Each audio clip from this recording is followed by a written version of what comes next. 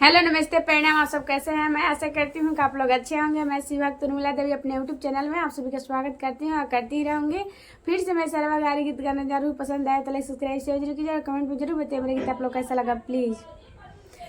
चला देखे आई ससुराम के शंकर कॉलेज। चला देखे आई ससुराम के शंकर कॉलेज। चला देखे आई सरवा के बहिनी न पढ़े में तेज न पढ़ावे में तेज। सौ लइका पटावे में तेज। चला देखे आई ससुराम के शंकर कॉलेज। चला देखे आई सरवा के मम्मी न पढ़े में तेज न पढ़ावे में तेज। सौ लइका पटावे में तेज। चला देखे आई ससुराम के शंकर कॉलेज। चला देखे आई ससुराम के शंकर कॉलेज। चला देखे आई सरवा के फुआ न पढ़े में तेज न पढ़ावे में तेज। सौ लइका पटावे में तेज।